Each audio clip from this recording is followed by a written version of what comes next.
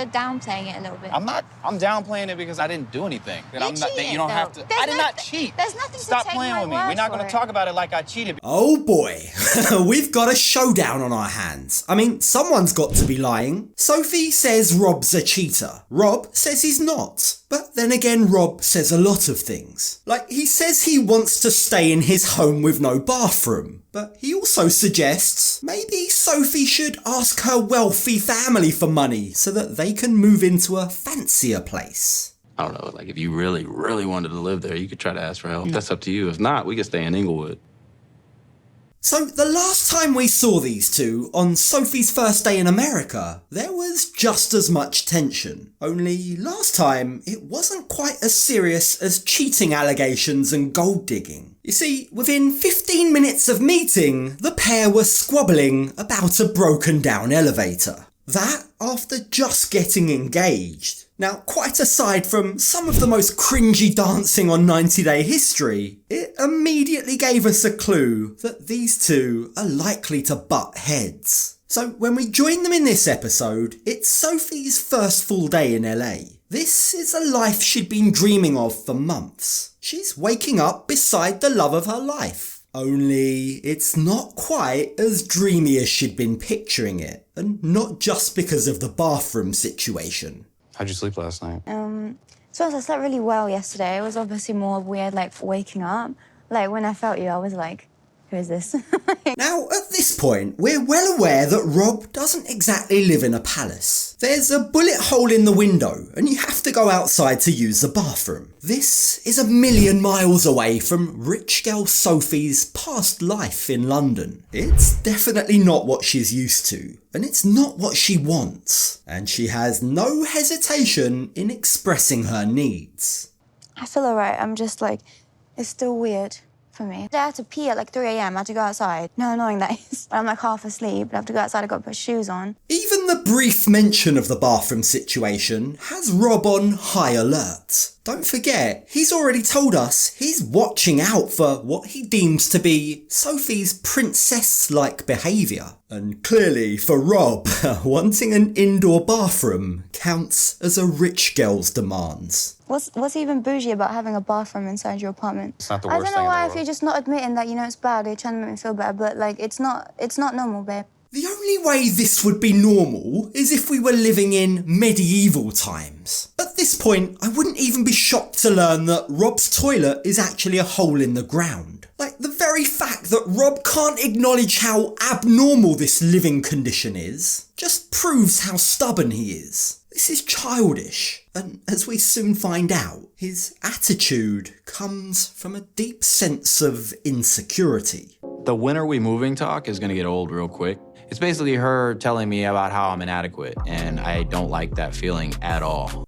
Look, I understand that it's only day one of their life together in LA. Discussing a move to another house already is maybe a bit intense. But on the other hand, so is having to leave your house to pee in the middle of the night. And that's not even to mention the fact that for Sophie, this area, Inglewood, feels dangerous. There's frequently shootings in the area. Even last night, coming back from the airport, the police had cordoned off the roads. So it's understandable that she's concerned. I get it. But Rob's aggression over Sophie's desire to move feels really insensitive. I don't want to keep hearing about it, and it's going to be one of those things that as soon as she says it, it's going to put me in the wrong headspace. It's probably going to piss me off, and I'm not going to want to talk to her. Look, money is clearly an issue for Rob. It's the cheap rent that keeps him here. But even if he's not in a position to be able to move right now, he needs to be a bit more patient with Sophie. Her concerns, her feelings are valid. So for him to default to anger is quite concerning. But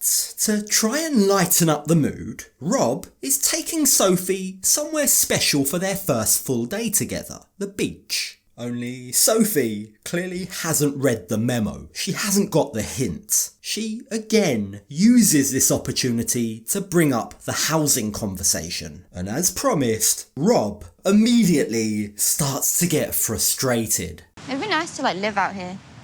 Yeah, it'd be awesome to live out here. How much do you reckon it would be for like one of those? Too much?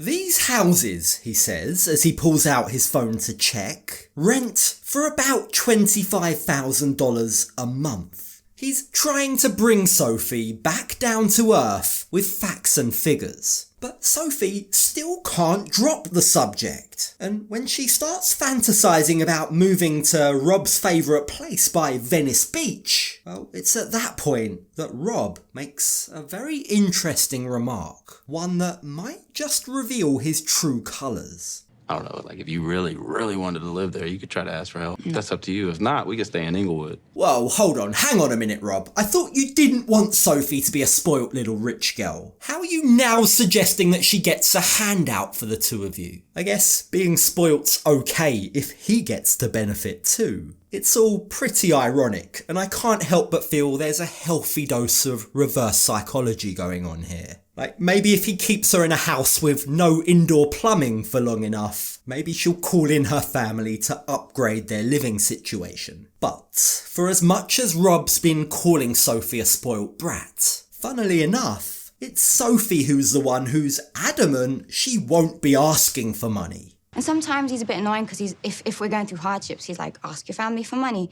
which does annoy me because I just want to be, like, proud of myself and, like, actually accomplish stuff. Pardon the pun, but that's rich. It's rich coming from the guy who's been bashing her, been calling her a spoilt brat since the minute the cameras started rolling. I can totally see why Sophie would get annoyed. And as it turns out, Rob isn't exactly in a position to be judging anyone. You see, whilst on their date, Sophie catches Rob looking at photos of other women on his phone. It's not like I follow any of the girls. I just follow a page that posts that type of stuff. Didn't you find me on a page that posts nothing but good luck? It's kind of gross, right? I mean, it's pretty disrespectful to the woman you love, the woman just yesterday you were proposing to now be checking out other women whilst in her presence. But there's actually more to this story than just following an Instagram page. And it might be an indicator of something a lot more serious that's gone on in their relationship.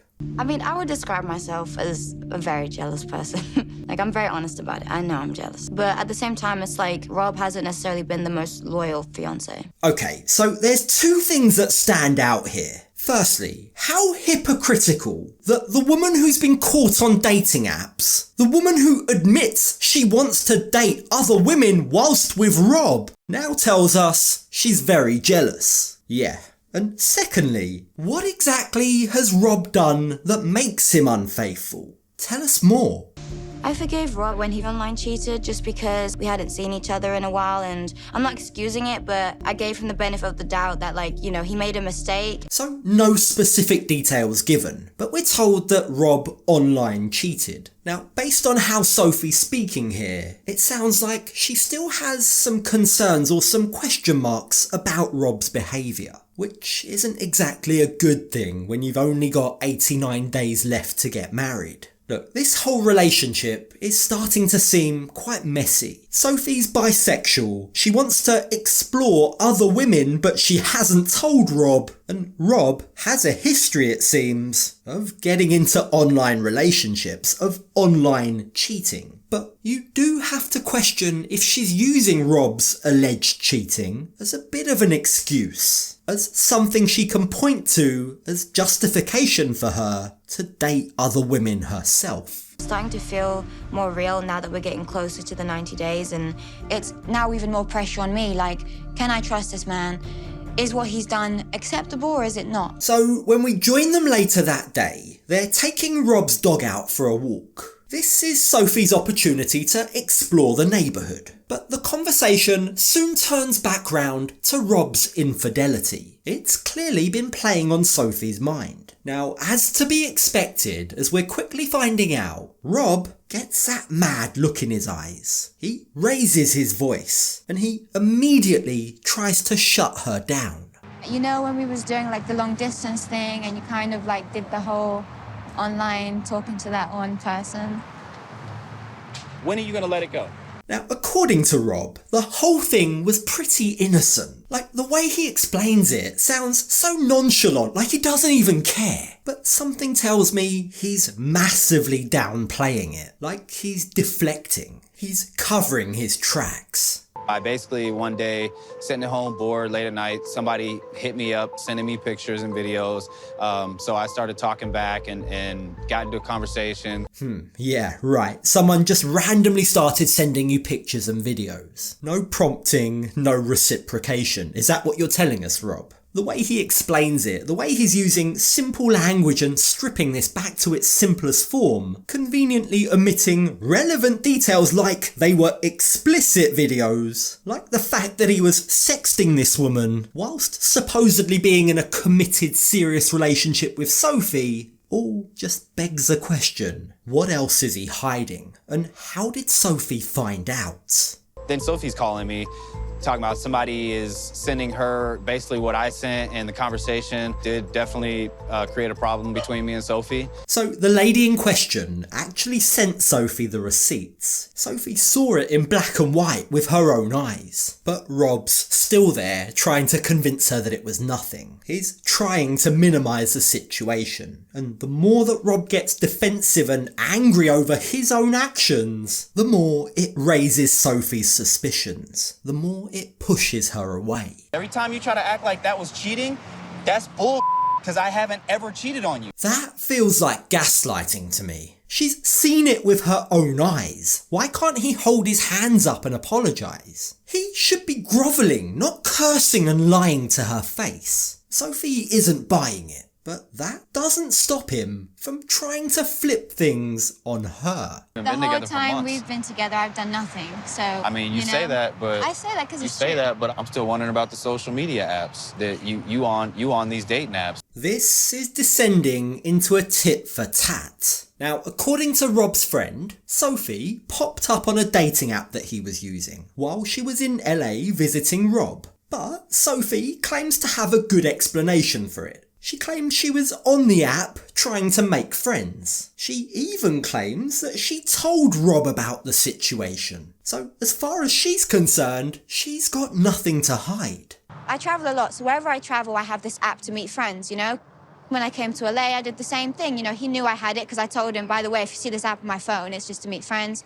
Now, okay, it's not unheard of. People do use apps to make friends. But it's definitely raised questions in my mind, especially given what we know about her wanting to explore relationships with women. But for now, she's not telling Rob that. In her mind, she's remained completely faithful. So that's the story she's sticking to for now. You never caught me out doing something, though. It doesn't make me wonder.